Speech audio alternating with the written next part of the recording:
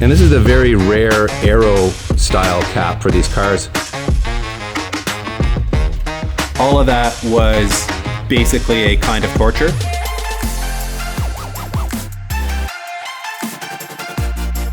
Welcome to day 5 of Connie Celica, my 1977 Toyota Celica, where the build continues. And if you haven't been watching, first of all, what's wrong with you? Go back and watch the first few episodes. This is an epic build that's been going on for many years, and we are now deep into the throes of making her whole again. And we're counting the number of days because Pete and I kind of have a challenge, if you want to call it that, of who's closer to predicting how long it's going to take to make this car whole again. I said 15 days because I'm an optimist. He said 28 days because he's a realist. I wanted to call him a pessimist there, but I think he's probably just being more realistic than me. However, we're only at day 5 here. There's a motor in there. Progress has happened, so who knows? You got to stay tuned to find out. And honestly, we have no idea how long this is going to take us either. But today the goal is to fire this car up. The fuel line has arrived from Vibrant Performance, so we can run that main feed line from the tank to the motor. And then Master Nam from NV Auto is going to drop by and do a quick sanity check on all our wiring, because we just want to make sure we don't turn the key and blow something up because we've got some wires crossed. And since he did a lot of the wiring on this car, he's the right man for the job for that. So without further ado, let's get right into it. Well, fellas, the struggle of rebuilding a totally custom car continues. As you can see, Master Nam is here because, as we mentioned earlier, he was going to come and make sure we didn't, hook two positives together and then not ground anything. And we wanted to start the engine, or at least turn it over, without starting a fire. And what you discovered was kind of unexpected. Yeah, there's some weird things going on with the old PDM situation, and we're not sure what it is, but we don't have any of the wiring diagrams or any of the softwares to get into right now, so we're going to collect all that stuff next time and come back, and then we'll see what we can do. But everything else, wiring-wise, like on the engine bay and in the chassis, looks pretty good so far. So once we get it all programmed in or whatever we need to do, it should fire right up. Yeah, so basically the PDM is controlling the whole setup, and it's not configured correctly for reasons we don't understand. The file that you made originally for it is on your old laptop, which is out for repair. I probably have a copy of that file on my old computer at home, or maybe on our old PC laptop that Pete took home. So we literally have no files. I don't even have the file of the wiring diagram that Panic Wire sent me for the engine harness. You don't have the wiring diagram on your laptop that's in for repair for the rest of the chassis. So we're just in this bubble of lack of information trying to figure our situation out, which has cost us 4 hours. So we literally just spent 4 hours trying to figure this out, only to discover that the PDM is not set up the way we need it to be set up. And which is crazy, because it came out of a everything running works. car, yeah, and everything now works. It's not. Somehow something got messed up on the PDM. We're not sure how or why, but we'll get it sorted. I know why, DP. It's because you said 15 days. And the universe is punishing me. It's punishing me for my arrogance. Exactly. How dare you think you could build this car in 15 days? You're right. You're right. That is the reason. So I'm revising it to 16 days, everybody, because we just wasted a half day here, and we wasted a half day stripping nuts on a drive shaft. So anyway, Pete and I will get back to the grind. Nam will go back to running his business. He had to basically close his shop today to help us out. So thank you, Nam, and you'll see him again soon when we figure this mess out. Yeah. All right, thanks to Turn 14, we now have 20 feet of the Vibrant Dash 6 and PTFE. And what happened last time was we did not have the correct length. So I ordered it through Turn 14, and now it's just a matter of me running it to the back, hooking up the lines, and we'll show you the finished product there. I am just tightening up the last thing here, and we now have one line that runs from the front to the rear, which is exactly what we wanted. You can see here the way I've run this fuel line is I've used a P-clamp here because this is what the original fuel lines were in. It's kind of like a nice rounded clamp, but here it was torn off, so I did use a quick little P-clamp here. It runs nicely through a grommet up here, all along here, and I'm just missing a P-clip here because I've run out of the 1/2-inch ones, and then it'll go all the way to the front, and essentially we now have ourselves a fuel system. There it is. Fuel line is tightened. The whole fuel system now is tightened down. We still have a filler neck to put in there, DP. Yep. Let's cross this one off the list. Where is this? Fuel. Main fuel line right up here. Fuel, right at the top. Main fuel line. cross that off. And I wish we had a lot more to cross off here because this is the end of day 5. It's after 6 o'clock. Yeah, it's a little sad. This is, yeah. A day of random troubleshooting and... Is this where the tortoise and the hare race, where slow and steady wins this race? Is that what's going to happen here? Because, man... Feeling slow and not that steady at the moment, but... Yes, we've hit a couple of snags and they've really slowed us down, and then there's a lot of thinking. There's not a lot of working right now. It's like you got to look at stuff, you got to analyze it, you got to say, oh, where did this go? Even with the wiring, it should have all been turnkey, and yet it wasn't. And, there's just small little things that keep catching us off. So now that we have the main fuel line in, we're going to basically complete the fuel system by putting the filler neck into the gas tank. And it's kind of a tricky one, getting this hose on there, which is extremely stiff, onto the tank, and then this up to where the filler neck actually resides back here in the C-pillar, which I think is a really cool design. It's just tight.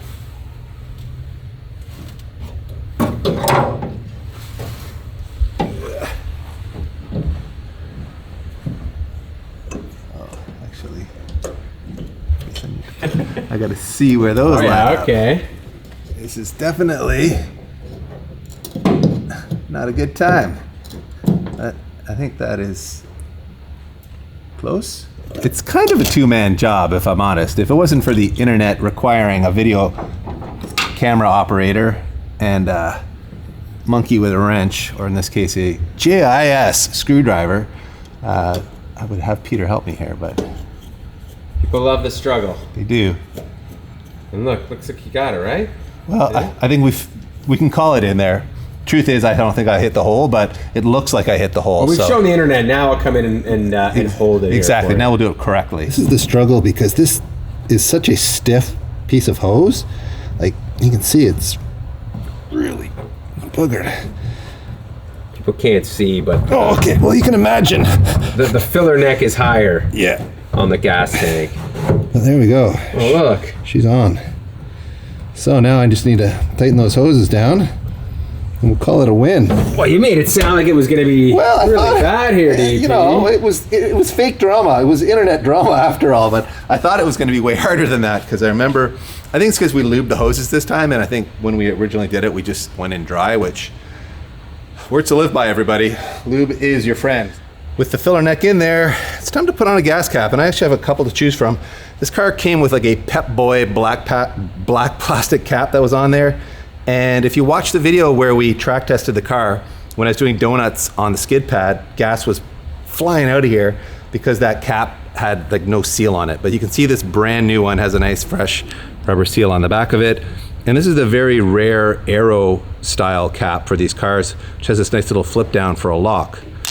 Not inexpensive. I bought this, I think on eBay, or I might have bought it from my buddy Gran in Denmark. And it was like a few $100s, not inexpensive, but rare, and I really like the style. I just think it looks super cool. So this is the one I'm likely to run, and with the lock, it won't be easy to steal. But Do you have the key? I do have the key. That's good. This, however, came in a stash of parts that a fan of the channel and a first-gen Celica owner sent down from Sudbury. I believe his name is Josh Crump. So Josh, thanks so much for sending those parts down. Sent me like just a ton of interior stuff. There's like heater cores and plastics and lots of like lights, lenses, just tons of random stuff that he'd parted out from various cars. And in that collection were a couple of these twist design gas caps, I guess you could call it. But you can see it's an old original one. So this seal is like hard as a rock and kind of like cracked in places. And it does fit though. So, I could clean up it cosmetically and maybe replace the seal on this side if I really preferred this style. And, I think it looks nice. That looks cool. It does look cool, but I think I will end up running the Aero style one here, which we'll show you now because, Aeros, they're my jam. And a couple $100. Yeah, I did spend a bunch of money, you're right, too. I got to justify the spending. So it would sit like that.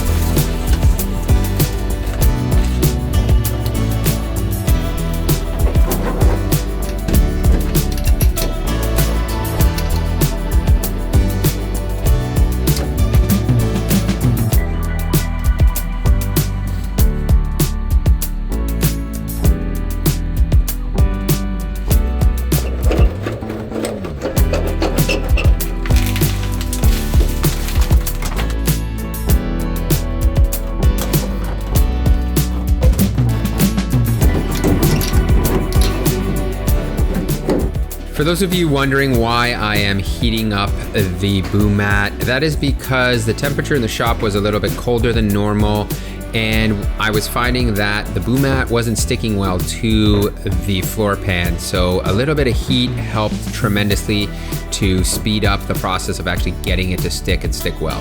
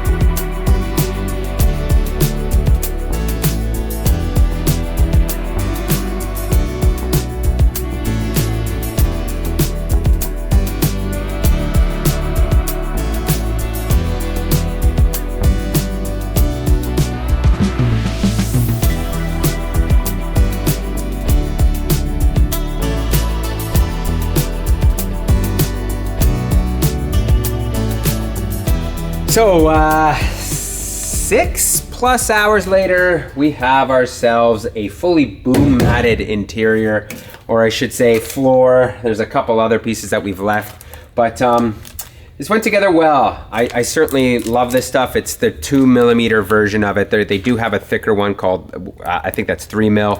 And you know, the whole purpose of this is to quiet the interior down. You can see the noise here versus something up here like just metal. The tinniness will be all gone. It's certainly worth the effort. And it's kind of satisfying, like, you know, building this out was time consuming, but it felt good. And I think there's never been a Celica that's rolled off the factory showroom floor or assembly line that's had this much noise cancellation material inside of it, DP. So no, that's for sure. I think it's gonna be good. I do still have a couple places that we're gonna finish off later once you get the windows installed and we figure out more of the interior.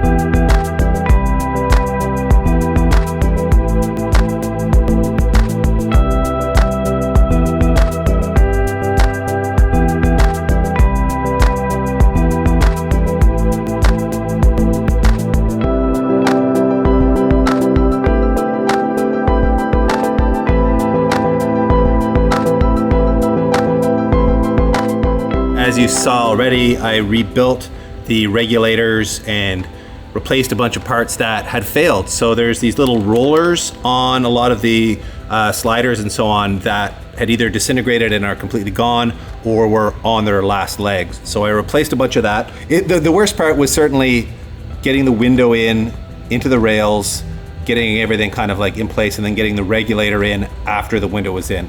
All of that was basically a kind of torture.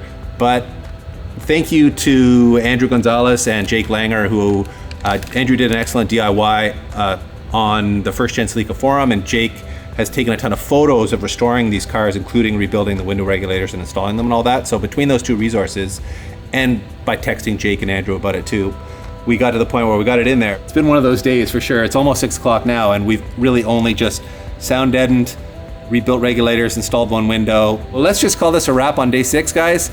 It doesn't feel like we got a lot done in terms of checking items off the list, but Learning how to do this was a big hurdle to clear, and now that I've kind of got my head wrapped around it, I think it'll go quite easily. And yes, that is a wrap on this episode, guys. And yes, my hoodie's changed. It's actually the start of day 7 here, but this is a wrap on the day 6 episode. We are all over the place. We can't keep our heads straight around where we are in this build process, but thank you for watching this episode. We will do one more thing here with you. We're gonna cross a couple things off the list.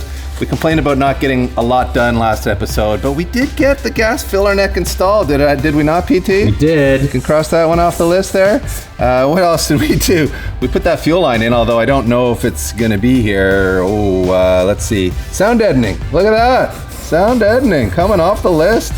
You could almost cross up. You could cross up rebuild. Oh yeah, rebuild. It's true. Go. I can cross the rebuild, and I'll just leave the install since we're not quite there yet. So more to come in the next episode on that. That might be it for crossing stuff off the list, but it still feels good. Feels therapeutic to cross a couple things off there, guys. So thanks again for watching. Lots more Connie Celica build videos coming at you. We can't keep it straight. We hope you guys can. Thank you for watching.